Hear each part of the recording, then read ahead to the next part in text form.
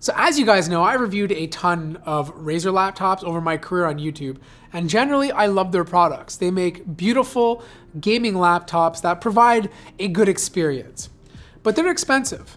They're more expensive than most other gaming laptops from other companies. And I want them to be almost perfect. I don't say perfect because there's no such thing as a perfect laptop, but I want it to be almost perfect. Now, in order to do this, we have to provide Razer with some constructive feedback. A lot of this is based on my own subjective opinion, and a lot of this comes from you, the user, every time you leave a comment on my Razer reviews. Now, when you buy a Razer product, it has a very specific design. It doesn't matter if you buy the Book 13, the Stealth, the Blade 14, or even the Blade 15, they all look very alike. Just like if you were to buy a MacBook or MacBook Pro, you know exactly what you're getting in the aesthetic department. But it's not perfect, okay? And there's a few things that I'd like to see different. One is the fingerprints. I know this is black anodized aluminum and it's different than most other products out there, but it gets a lot of fingerprints on it.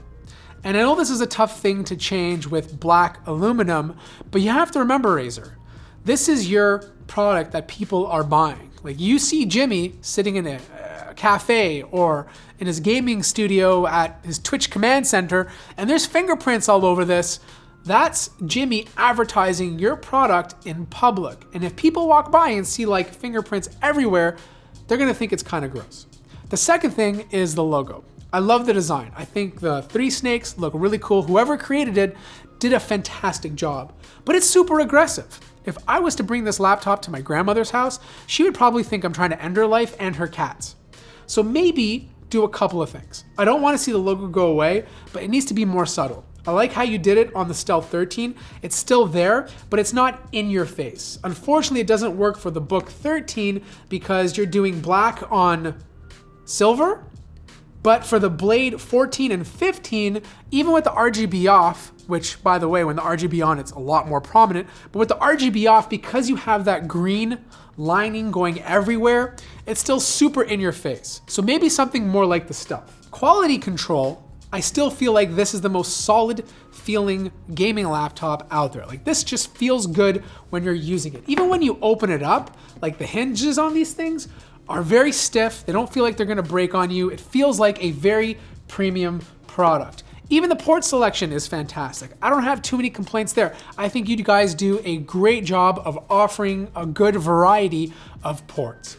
The only thing I don't like is the keyboard.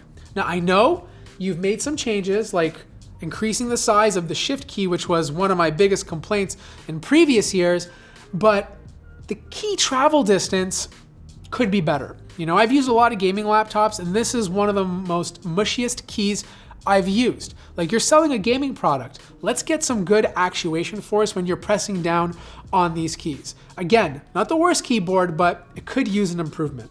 Trackpad, overall I'm a big fan. I think you guys offer nice big trackpads. They're very accurate when you move your fingers around. The only nitpick, and I think this is a very minor one, is that you could offer a bit more click when you press on it. I've had a couple of people complain to me that their batteries swell underneath and then you can't even click down on the trackpad at all. Now some of you might be saying, oh my God, Razer quality control, this is an issue, battery swelling.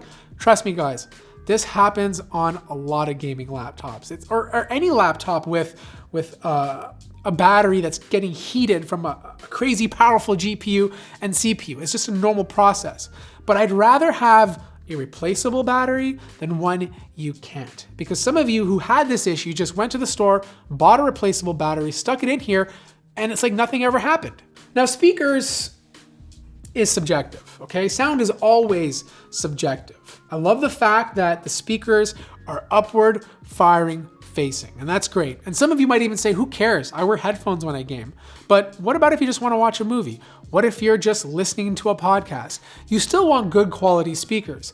And I feel like because this is a premium, you're paying to buy a Razer product, the speakers need to be almost as good as the speakers on a MacBook Pro 13 or 16, depending on if you buy the more expensive Blade 15. So Razer is a gaming company first, so I know the preferred aspect ratio for gamers is still 16:9, but we're starting to see a shift in the gaming industry to 16:10, at least on the 16-inch models of some gaming laptops. Now, I'm not saying Razer needs to go out and switch everything to 16:10, but I'd love there to be an option. It doesn't have to be a replaced version for the 14, 15, or even 13, but what about a 16-inch variant? Test out the market, see how people react to it, because I feel like a lot of people are going to appreciate that aspect ratio. 16:10 offers you slightly more vertical space, which is so good for productivity, but most games we play today can still be played using that aspect ratio. Now, again, you don't have to change the entire lineup. I know the Book 13 already offers it,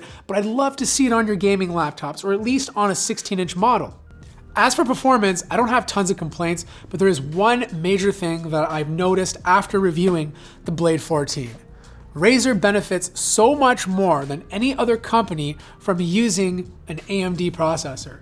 Razer is super conservative with their thermals. They don't like their laptops running over 90 degrees Celsius. In fact, they try to keep it around 85 when everything is running at max settings. And that's where the AMD processor came handy, because it has a 7nm architecture, which means it's much more efficient than the 10nm architecture that Intel is currently offering with their H-series processor. Even if you were to have an equivalent 11th gen H-series processor, it would still be faster using the AMD one in a Razer product. Not so much true for other laptops, since they're more lenient towards their chips running hotter, but for Razer products, AMD makes the most sense. Now, I get it. We're going through a chip shortage. AMD's having a tougher time getting chips than Intel, so switching everything to over AMD might not be great for Razer right now, just because they need to make money. They need to sell laptops.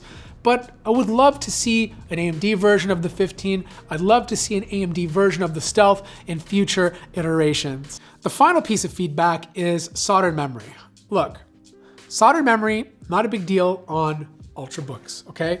The Book 13 has soldered memory, but this is limited in terms of what it can do. This is a productivity machine. Like, you're buying this for general web surfing, you're in Excel, maybe you're doing a little bit of 1080p light video editing, you're just not doing any gaming, okay? So 16 is more than enough. But as soon as you introduce a dedicated GPU like you have on all of your other products, not only are you catering towards the gamer market, you're opening up to other avenues. Creators, animators, they all require more RAM, and they all look at gaming laptops because they usually fulfill a lot of the things they need. When you soldered the memory on the Book 14, I was crying inside. I didn't sleep for at least 7 weeks, okay? Because this laptop would have been my favorite laptop of 2021. Now, thankfully, the Blade 15 and 17, you can upgrade it, but all the other models, I don't know. Like, you build this enthusiast product, enthusiasts want upgradable memory. I'm not sure why it's soldered on the Book 14, or the Blade 14 rather. There must be some sort of engineering reason, but I'm really crossing my fingers that on the next iteration of this, we will see RAM that can be upgraded. So that wraps up my constructive feedback towards Razer's products. Keep making great products, and hopefully we can make them even better. If you want me to continue this style of video with another manufacturer, let me know in the comment section down below. Like the video if you liked it, subscribe if you haven't already, and I'll see you guys in the next one.